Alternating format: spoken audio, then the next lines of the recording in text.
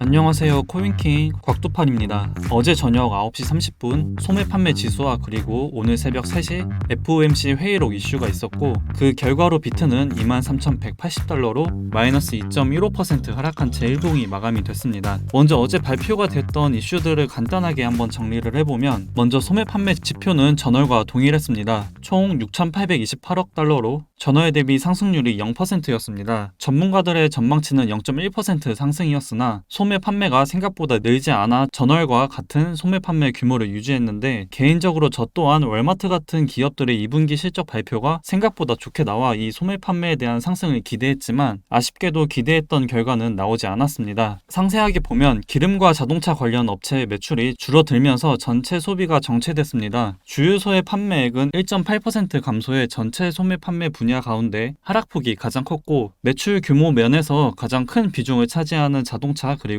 자동차 부품 업체의 판매도 1.7%로 감소를 했습니다. 이 부분은 기름값이 급격하게 오르자 소비자들의 자동차 이용을 줄이지 않았나라고 해석해 볼 수도 있으며, 이 두 분야를 제외한 소매 판매는 0.7% 상승을 했습니다. 7월 아마존 프라임데이의 영향으로 온라인 판매점의 매출은 2.7%가 늘었고, 건축 자재와 잡화점 판매의 매출이 1.5%가 늘었습니다. 소매 판매 지표에 대해 소비가 늘어나진 않았지만 그래도 감소하지 않고 어느 정도 유지가 되고 있다는 점에 시장은 이제 주목을 하는 듯 합니다. 그리고 오늘 새벽 3시에 있었던 FOMC 회의록 이슈도 있었는데, 내용은 다들 알고 있었던 내용들이었습니다. 물가가 잡힐 때까진 계속해서 긴축을 지속하겠다는 의지를 드러내면서 저번 금리 인상 이후에 기자회견에서 파월 의장이 말했던 것처럼 금리 인상 속도 조절에 대한 부분도 같이 시사를 했습니다. 내용을 간단하게 정리를 해보면, 참석자들은 고용과 물가 안정을 극대화하기 위해 긴축 정책 기조로 전환이 필요하다고 판단을 했고, 일부 위원들은 인플레이션이 2%로 돌아가는 경로를 확보하기 위해선 당분간 현재의 긴축 수준을 유지하는 것이 적절할 것 같다는 내용들이었습니다. 다만 이 내용에 추가로 통화 긴축을 강화함에 따라 누적된 정책 조정이 경제 활동과 물가 상승에 미치는 영향을 평가하면서 어느 시점에서 기준 금리 인상 속도를 늦추는 게 적절할 것 같다며 긴축 속도 조절이 필요할 수 있다는 뜻을 보여줬습니다. 실제 FOMC 위원들이 중립 금리는 2.25%에서 2.5%라고 의사록은 전했고, 지금이 딱 중립 금리 수준이라는 것은 추후 금리 인상부터 본격적인 긴축 효과가 나타날 수 있다는 걸로 볼 수 있으며, 잠재 성장률을 밑도는 경기 하강을 부를 수 있다는 뜻으로 보고 있습니다. 연준이 2% 중반 정책 금리 레벨에서 현재를 신중하게 보고 있는 이유이기도 합니다. 사실 이 내용들은 저번 금리 인상 이후 파월의 기자회견에서 대부분 언급이 되었던 내용들이라 우리가 모르는 새로운 내용들은 없었습니다. 이제 가장 중요한 게 이제 앞으로 비트의 방향성이라고 생각을 합니다. 오를지 내릴지에 대한 부분이 가장 궁금하실 거고, 또 저 또한 그게 가장 중요한 목적이기도 합니다. 우선 한 가지 말씀을 드리고 싶은 건, 자기가 어떤 기준을 잡고 매매를 하고 있는지가 중요하다고 생각을 합니다. 투자의 100%는 없기 때문에 저 또한 당연히 틀릴 수도 있으며 어디까지나 참고만 해주시길 바랍니다. 우선 저는 비트의 주봉 차트와 그리고 테더 도미넌스 주봉 차트를 기준으로 잡고 있습니다. 이제 일봉보다는 주봉을 기준으로 시장에 대응을 하고 있고, 관점은 계속해서 하락보다는 상승의 관점으로 보고 있습니다. 지금 비트의 일봉 차트를 보면 하락이지 않냐라고 생각하실 수도 있지만, 방금 말씀드린 것처럼 이제 저는 하루하루 일봉으로 접근하고 있는 것이 아닌 주봉을 기준으로 잡고 현재 시장을 대응하고 있습니다. 이제 일봉으로 봤을 땐 이렇게 상승 하락하고 있기 때문에 매일매일이 반등인지 아니면 이제 또 나락인지 헷갈리겠지만,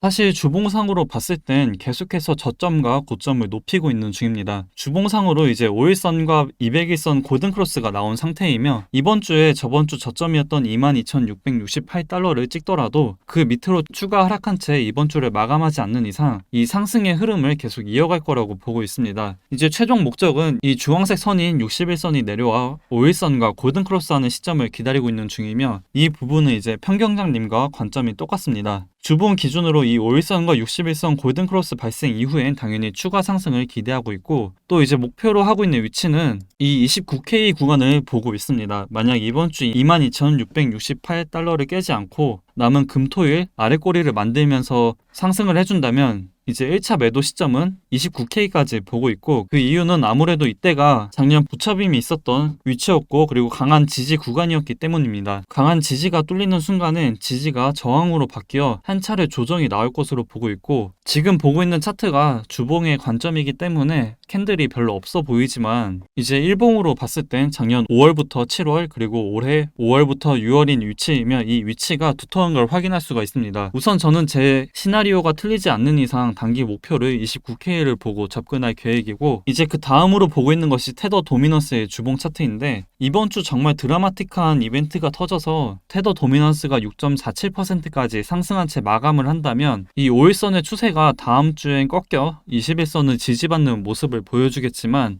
그게 아닌 6.33%를 넘기지 않는다면 5일선과 21선 데드크로스로 이제 추가 하락 나올 가능성을 높게 보고 있습니다. 테더 도미넌스의 하락은 비트의 상승을 해석할 수가 있고, 이제 이때를 예를 들어보면 테더 도미넌스 주봉 기준 작년 2021년 8월 9일부터 9월 6일까지 테더 도미넌스가 5일선과 21선 데드크로스가 발생했을 때 비트의 주봉 차트를 보면 비트만 23.32%가 올랐으면 알트는 비트보다 몇 배가 올랐었고, 이때가 다들 기억하시겠지만 엑시 인피니트가 미친듯이 올랐던 시점입니다. 이처럼 저는 이제 이 테더 도미넌스와 비트 주봉을 기준으로 잡고 현재 시장을 보고 있습니다.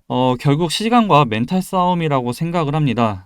특히나 전업이 아닌 이상 매 순간마다 대응을 하는 것은 당연히 힘들 수밖에 없다고 생각을 하고 있고, 저 또한 그런 부분들이 어느 정도 스트레스로 받아들여 짧게 보는 시나리오보다는 좀 여유롭게 보고 있습니다.